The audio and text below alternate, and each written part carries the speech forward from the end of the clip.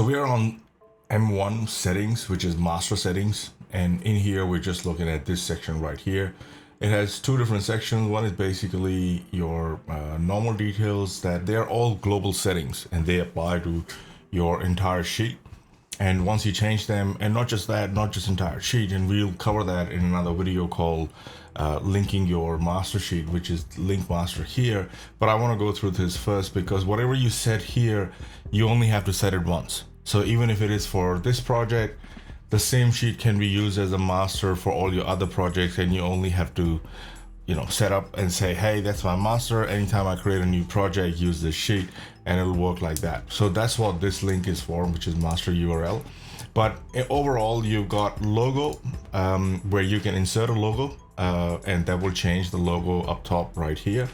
Over here, you can, this is a test company. You can set that up, and that will change everywhere on all your sheets all across. It will change, but you'll have to press save and refresh for the changes to go to all other sheets.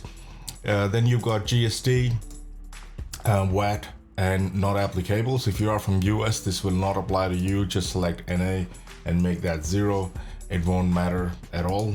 If you are from South Africa, Canada, US, not US, but India or Australia or New Zealand, then you will have to select GST. They work essentially the same way, but they have different percentages all around the world. So in Australia, for example, it's 10%. I think in South Africa and New Zealand, it's about 15% and so on. Unit of measurement, parts of the world use meter square, some parts of the world use square feet. So you can select square feet if you wanted to here, and all the measurements where you will see that it has changed to square feet or meter square. So you can select that here. Currency base symbol, if you use any other currency symbol, if you put in euro over here or pound symbol over there, this will get extrapolated or pushed out to every cell where you have numbers and there is a $sign being used. So this will customize it to look like your currency. So that is important. Then show development spread as basis points or as a percentage. So that is now development spread is a metric, and that metric can be presented in basis point or a percentage, and whatever you decide here will determine if you're using not using development spread will be used because this is a development hold and or build to rent model, and in that development spread is a metric that is important, but you just decide what it needs to be presented as basis point. In some parts of the world it is presented as a basis point, in some other parts of the world it is presented as a percentage, and you can put that there. Color legend, all blue cells are your input cell. Everywhere you see blue requires input. Orange cells, they are linked cells to other things, or they might contain formula, but they are editable. So you'll see that on the dashboard, you'll see a lot of these cells which are editable, and when you press save and refresh, you'll see a date would populate based on the date you selected. So this automatically picks up today's date when you open the sheet, or so that your project timeline and the dates that are populated that you can use in your project start from this date onwards. So if you want to go back, you can double click that, a calendar pops up, and you can change those things. But once you change them, they will turn blue. That means they are no longer linked. They no longer have a formula in them. And I will explain wherever they are as we go, but these are your linked but editable cells.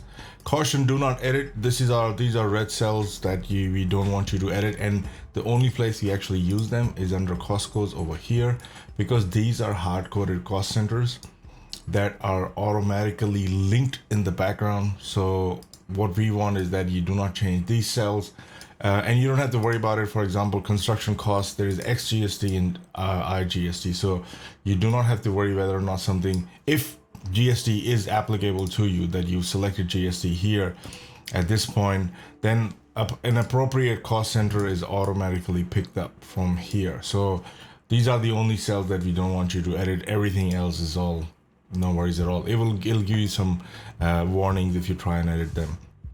You got output cells.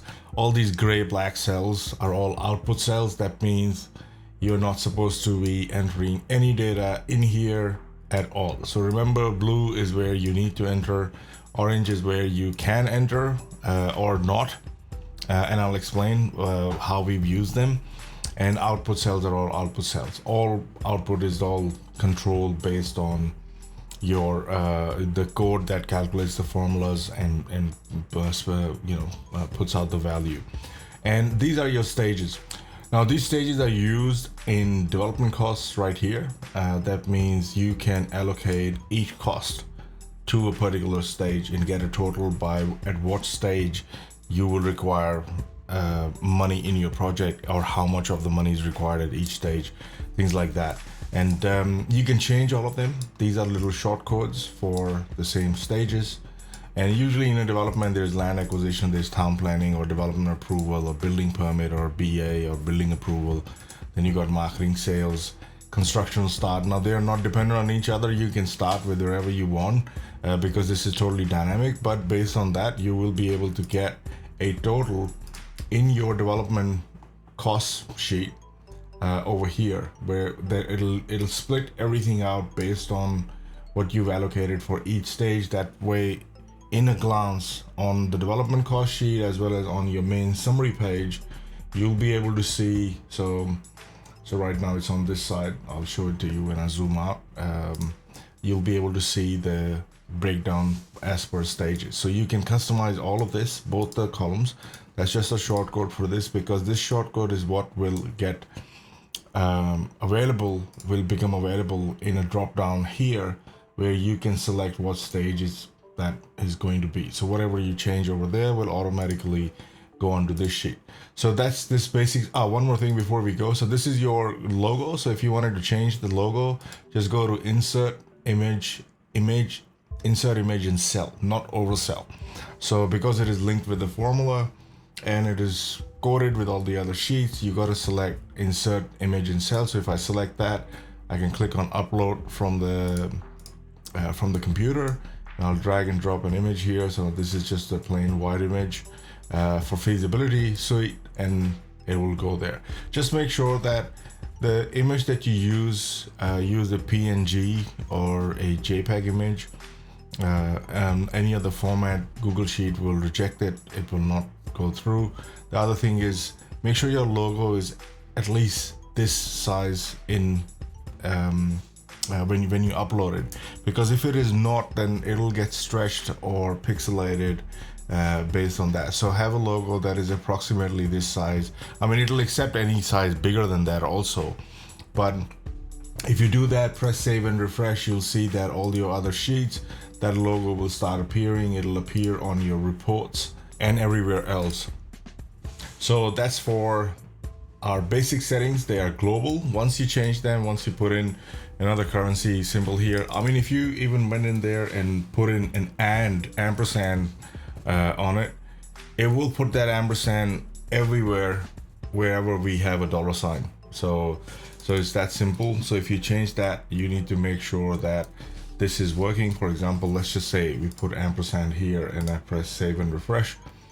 You'll see that on my dashboard and everywhere, once this starts updating, this dollar sign will get replaced with the ampersand. And as you can see, this has just changed that. So that way you can have any currency symbol that you use.